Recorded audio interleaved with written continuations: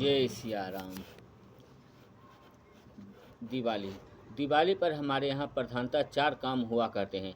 घर का कूड़ा कचरा निकालकर घर को साफ करना और सजाना, कोई नई चीज़ खरीदना, खूब रोशनी करना और श्री लक्ष्मी जी का आवाहन तथा पूजन करना। काम चारों ही आवश्यक है, किंतु प्रणाली में कुछ परिवर्तन करने की आवश्यकता है। यदि वह परिवर्तन कर दिया जाए तो दिवाली का महोत्सव 12वें महीने न आकर नित्य ही बना रहे और कभी उससे जी उबे भी नहीं। पाठक कहेंगे कि यह तो बड़े मज़े की बात, परंतु रोज़ रोज़ इतना खर्च कहाँ से आएगा? इसका उत्तर यह है कि फिर बिना ही रुपए पैसे का खर्च के यह महोत्सव बना रहेगा और उनकी रौनक भी इससे खूब बढ़ी चढ़ी रहेगी। अब तो उस बात के जानने का उत्कंठा सभी के मन में होनी चाहिए। उत्कंठा हो या न हो, मुझे तो सुना ही देनी है। ध्यान से सुनिए। दिवाली पर हम कूड़ा निकालते हैं, परंतु निकालते हैं केवल बाहर का ही।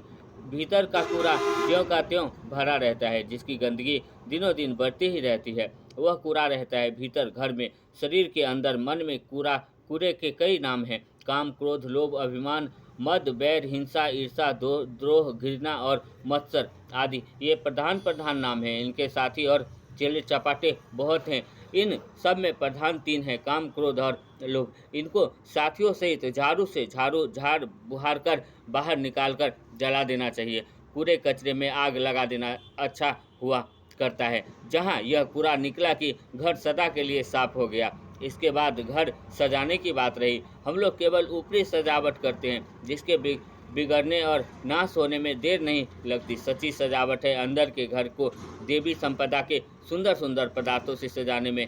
इनमें अहिंसा, सत्य, ब्रह्मचर्य, दया, सोच, मैत्री, प्रेम, संतोष, स्वाध्याय, अपरिग्रह, निर्भिमानता, नम्रता, सरलता आदि मुख्य है। हमारी धारणा है कि साफ सजे हुए घर में लक्ष्मी देवी आती हैं। अब ठीक है, बात ठीक है, परंतु लक्ष्मी जी सदा ठहरते क्यों नहीं? इसलिए कि हमारी सफाई और सजावट केवल बाहरी होती है और फिर वे ठहरे भी चंचला। उन्हें बांध रखने का कोई साधन हमारे पास नहीं है। हाँ, एक उपाय है जिससे वे सदा ठहर सकती हैं।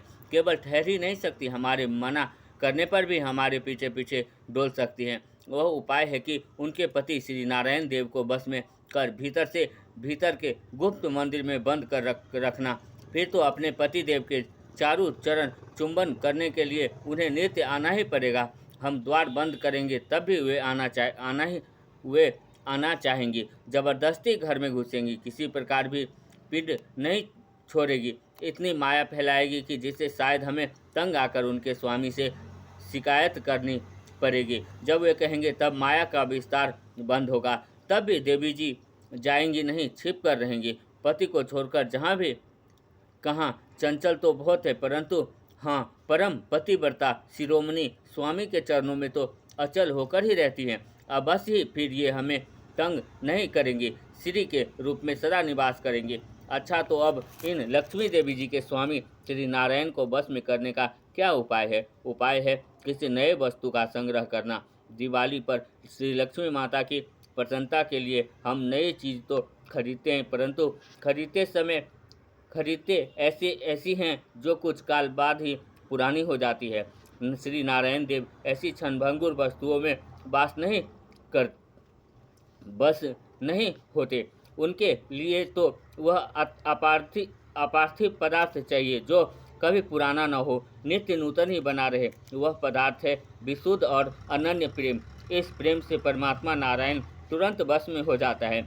जहाँ नारायण बस में होकर पधारे कि फिर हमारे सारे घर में परम प्रकाश आप से आप छा जाएगा, क्योंकि संपूर्ण दिव्य प्रकाश का अगाध समुद्र उनके अंदर भरा हुआ है। हम टिमटिमाते हुए दीपकों की ज्योति प्रकाश में लक्ष्मी देवी को बुलाते हैं। बहुत करते हैं तो आजकल की बिजली की रोशनी कर देते हैं, परंतु यह प्रकाश कितनी देर का है और है भी सूर्य के सामने जुगनू की तरह दो कौड़ी का। श्री नारायण देव तो प्रकाश के अधिष्ठाता हैं। सूर्य उन्हीं से प्रकाश पाते हैं, चंद्रमा में चांदनी उन्हीं से आती है, अग्नि की प्रभाव उन्हीं से मिलता है। यह बात मैं नहीं कहता, शास्त्र कहते हैं और भगवान स्वयं अपने श्रीमुख से भी पुकार कर कहते हैं।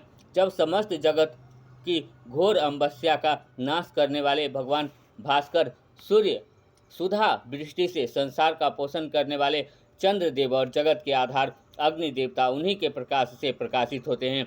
इन तीनों का त्रिविध प्रकाश उन्हीं के प्रकाशंभु बुद्धि का एक क्षुद्र कण है। तब जहाँ वह स्वयं आ जाए वहाँ के प्रकाश का तो ठिकाना ही क्या है। उनका वह प्रकाश केवल यहाँ तक परिमित नहीं है। ब्रह्मा की जगत उत्पादनी बुद्धि में उन्हीं के प्रकाश की झलक है। शिव की संहार मूर्ति में भी उन्हीं का प्रकाशन का प्रचंड रूप है। ज्ञानी मुनियों के हृदय में भी उसी आलोक कण से आलोकित हैं। जगत के समस्त कार्य, मन बुद्धि की समस्त क्रियाएं उसी नित्य प्रकाश के सहारे चल रही है। अतएव पहले काम, क्रोध, लोभ रूप कूड़े का निकालकर घर साफ कीजिए, फिर देवी संपत्ति की सुंदर सामग्रियों से उसे सजाइए। तदंतर प्रेम रूपी नित्य नवीन वस्तु का संग्रह कीजिए और उसे लक्ष्मीपति श्री नारायण देव को बस में कर हृदय के गंभीर अंतर स्थल में विराजित कीजिए। फिर देखिए, महालक्ष्मी देवी और अखंड अपार आलोक राशि स्वयं मेव चली आएंगी। देवी का अलग आवाहन करने की आवश्यकता नहीं रह जाएगी। हाँ, एक यह बात आप और पूछ सकते हैं कि श्री नारायण को बस में कर देने वाला वह प्रेम कहाँ, किस बाजार में मिलता है। इसका उत्तर यह है कि वह किसी बाजार में नहीं मिलता। प्रेम न बारी निपजे, प्रेम न हाट बिकाए। उसका भंडारा तो आपके अंदर ही है। ताला लगा है तो उसे खोल लीजिए। खोलने का उपाय, चाबी श्री भगवान नाम चिंतन है।